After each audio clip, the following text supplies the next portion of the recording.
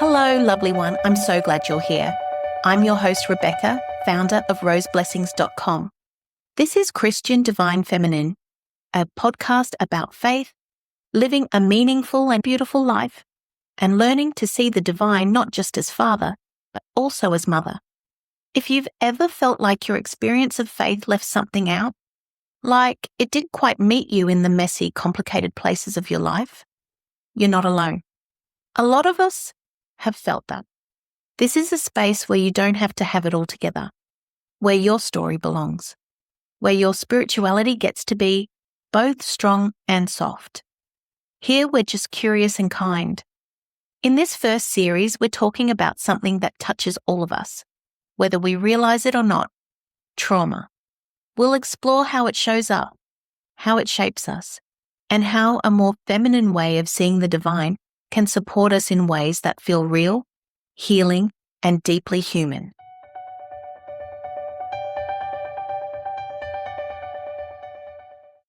Before we dive in, I just want to say this, gently and simply. If you're going through a hard time right now, emotionally, physically, spiritually, you're not alone, and you're not doing anything wrong. You don't need to be more positive or more faithful or more anything. You are okay, and you will be okay. She is with you. The Divine Mother, or whatever name you use for her, isn't far off or waiting for you to be less overwhelmed. She's already near, holding space for you, steady and kind. Even if you don't have the words yet, she knows. Before I continue, I want to be clear that I'm not a psychiatrist, psychologist, or counselor. I'm simply someone who walked through a traumatic experience and found that a feminine-centered approach to faith offered something I hadn't found elsewhere. It gave me a spiritual lens, a way of holding what I was going through that felt both practical and deeply comforting. And I'm here to gently share that with you.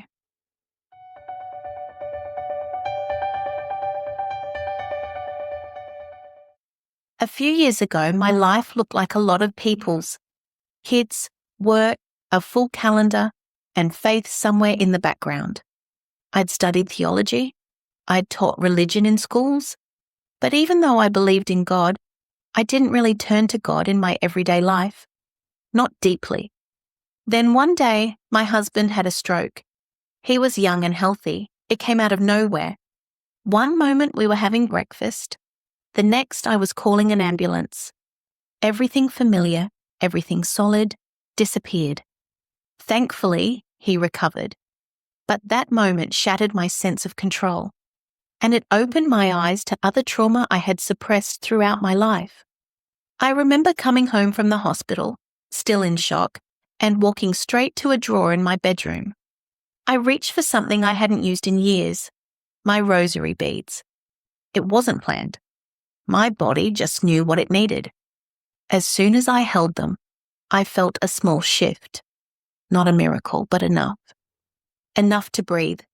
Enough to pray, even without words. And here's what really stood out to me. In that moment, I didn't reach for the traditional image of God. Not the Father, not the Judge, not the one on the throne. I reached for something softer, something more nurturing. And it was so comforting. As I sat holding those beads, a sense of calm and love washed over me. Not because I had the right theology or the perfect prayer, but because I felt held.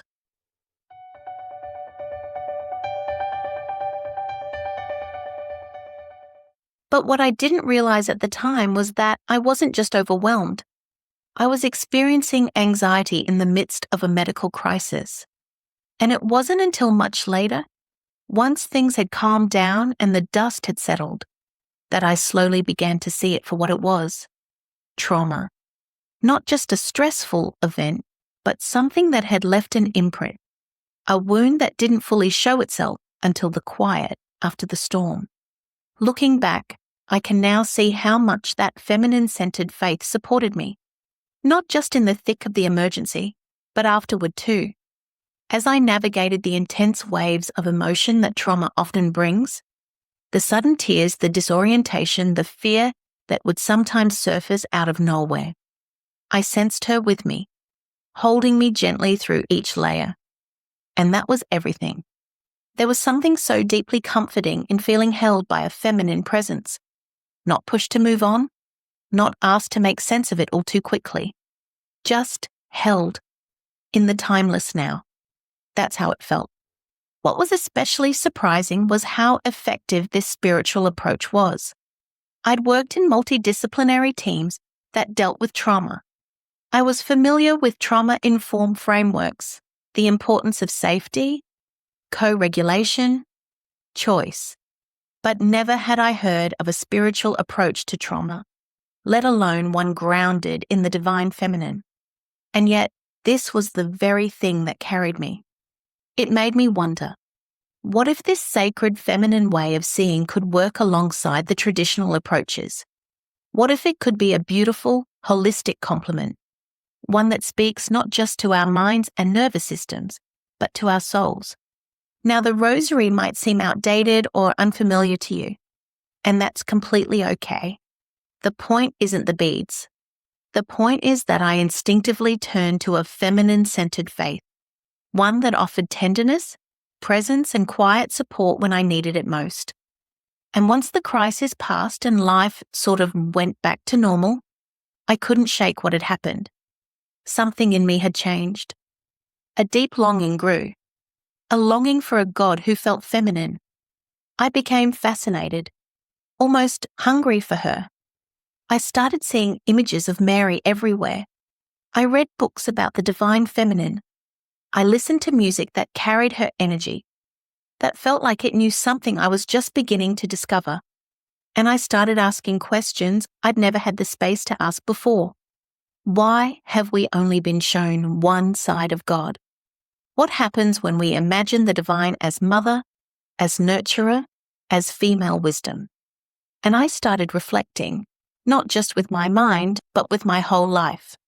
I looked back through the lens of trauma, through the grief I'd never named, through the fear I'd masked with competence, through the childhood stories I'd never questioned, and the longing that had always been with me even when I didn't have a name for it.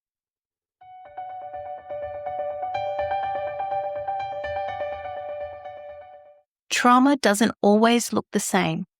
Sometimes it comes in the form of devastating, sudden events, like the death of a loved one, or a serious accident, a sexual assault, or violence. These moments break something open in us. They are undeniable, immediate, and they often leave emotional and physical imprints that last long after the crisis ends. The more I listened, the more I started to understand trauma in a new way. We hear that word a lot these days, trauma. It's become a buzzword in culture, sometimes used casually, sometimes misused entirely. But from a medical and psychological perspective, trauma is very real. Trauma is the emotional and physiological response to something distressing, something that overwhelms your ability to cope. It can change how safe you feel, how you breathe, how you relate to others, and it doesn't have to be one big moment. It can come from what professionals call little t trauma, things like emotional neglect, chronic stress, living in survival mode for years. Sometimes it's not about what happened, it's about what didn't. And the thing is, you can look like you're managing just fine. You can achieve, show up, care for everyone else, and still carry trauma in your body that's never been spoken out loud. This is how Rose Blessings came into existence. Not as a business plan, but organically, as I connected to other women, as we shared stories and sat with our truths together. It grew from something lived and deeply felt.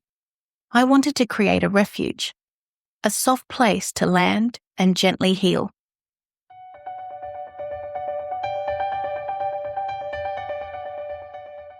As I opened up to others around me, other women did too. One friend shared trauma she'd carried since childhood. A colleague quietly told me about sexual trauma she had experienced, something she had never spoken about before. Others shared stories of domestic violence, pregnancy loss, medical emergencies, relationship pain, things that had been sitting beneath the surface, unspoken for years. And what struck me most was how naturally these women responded to the divine feminine. They didn't resist it. They softened into it. It was like something inside them had been waiting for this, for a God who could listen without judgment. I began to see something beautiful happen. A ripple. One woman shared it with another, and another. And healing didn't come through big answers.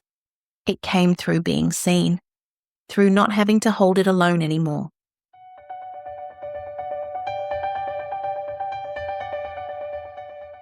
That journey led me to rediscover someone I thought I already knew, Mary Magdalene.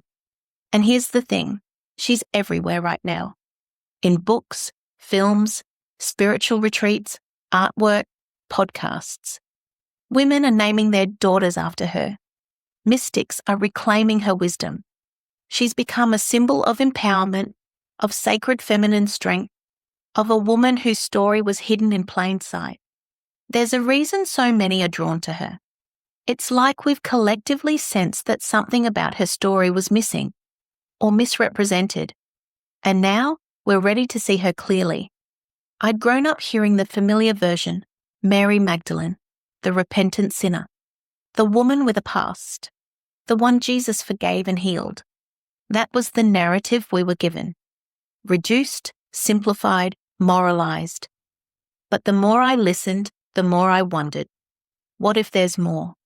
What if her story, like so many women's stories, was misunderstood or reshaped to fit a patriarchal lens? And so I began to look again. And what I found changed everything. I read scholarly texts, explored early legends, listened to how women throughout history have reclaimed her. And the more I learned, the more I realized she was never a footnote. She was central. She stayed when others ran. She was the first to witness the resurrection, the first to be called by name. She wasn't just part of the story, she was central to the story. That's why I created the Mary Magdalene Way Sacred Prayer Journal. It's not about doing things perfectly, it's a space to be with your own healing, to feel held, steady, and reminded that the sacred is not far. It's already inside you.